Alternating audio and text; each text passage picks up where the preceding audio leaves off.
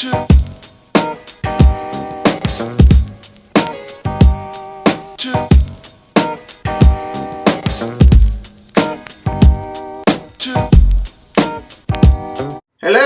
and welcome to the Mind Over Motor Weekly Roundup. I'm Nick Walker, and I'm going to bring you my favorite automotive media from the past week, right now. Our first clip comes to us from Evo magazine. Founder Harry Metcalf attends the Bentley GTC launch in Spain, only to find himself in a humorous situation with the weather. It's February, and Bentley have just launched the Bentley GTC you see here, thinking that we'd get some fantastic weather. You're sort of seeing when road tests go bad, and this is one. Feel rather sorry for Bentley because I don't think this is what the GTC is made for.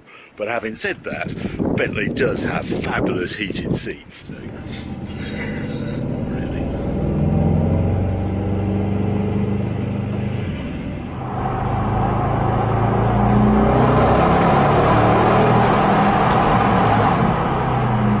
Thank God for those seat warmers. Next, we have a bit of a trendy tuner car Star Wars homage. Apparently in his free time, Darth Vader likes to wear finely knit sweaters and drift Subaru STIs around in the snow.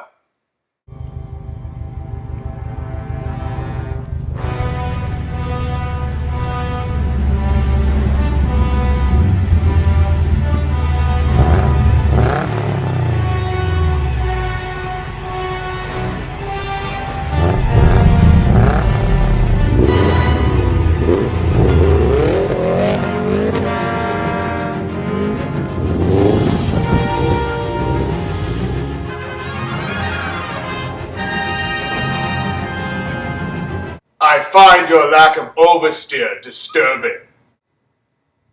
Our next video is about sleepers, and it has a much more serious but valid point to make about car culture. One's car is an extension of their personality. So unfortunately, when a bright orange Mustang with an obnoxious exhaust comes screaming by you for no apparent reason as you drive down the highway, it is safe to assume that the driver is extremely obnoxious and very concerned about making their presence known as a dominant force among others. Sadly, this is too often the case with automotive enthusiasts, and this same formula has become very tired and cliché. So what happens when a car enthusiast isn't worried about throwing themselves in everyone else's faces? What happens when they do not want to make their presence known to everyone around them? What if they instead enjoy being unsuspecting to the more common, loud car enthusiast, so that it is that much more satisfying to watch how silent they become after their supposedly awesome rocket ship gets beat by a car that appears to be nothing more than a common daily commuter? This is what defines a sleeper.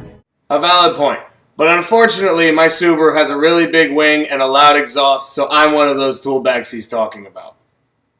Next, we head back to Jay Leno's garage this week, where Jay finally gets to get behind the wheel of the new Pagani Huayra. The Huayra is by far my favorite current supercar, so I was really excited to see what Jay thought of it. And this is just a different level. It's so beautiful to look at. It's so comfortable to sit in. Your eye just falls to all the little bits of business that are so nicely done. You know, it's one of those things you either get it or you don't.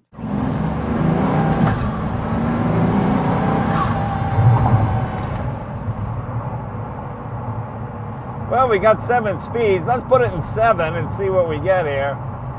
Okay, at 50 miles an hour, I'm turning about 1,200 RPM. So gas mileage might actually be okay. But you know, at this speed and in this gear, it rides like a big C-Class Mercedes. You know, if you're not someone who sees an automobile as art, then you're probably going to get lost in this car.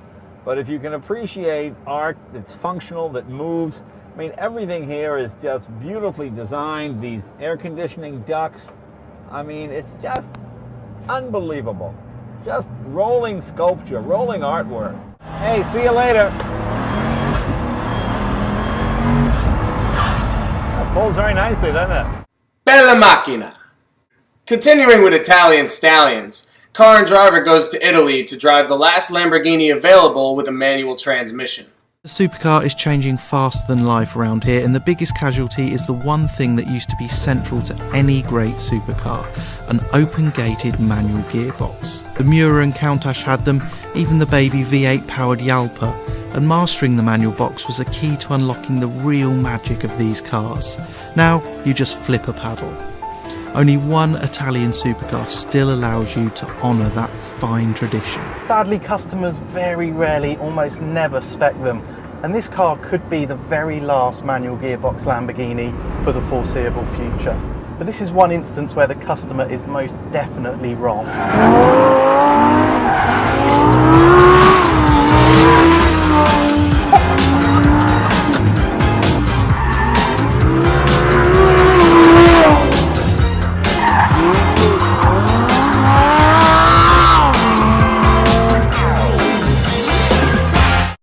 Sad thought, a world where a Lamborghini can't be clutch kicked. That's all for the videos. I've got a couple of my favorite pictures from the week coming up after this. The links for everything are in the description, and I hope you enjoyed my more lively demeanor. I'll see you next week. Yo, I'm the first candidate to hate. Had to beat on the drum to communicate. For what was to come to those who were hung, they would decapitate the tongue if you would mention the word freedom. Got people screaming free Bonilla Jamal, but 2 out of 3 of y'all will probably be at the mall. I'm heated with y'all, the defeated will fall, incomplete and unsolved when the word freedom's involved. Yo, my forefathers hung in trees to be free. Rest in peace. Got rid of slavery, but still kept the penitentiary. And now freedom got a shotgun and shells with your name. Release the hot ones and let I'm freedom a former reign. boat prisoner, Hollywood visitor. Dance for cats segregated on wax. My color got me handy. Cap, Anus, and Andy for the freedom they just won't hand me.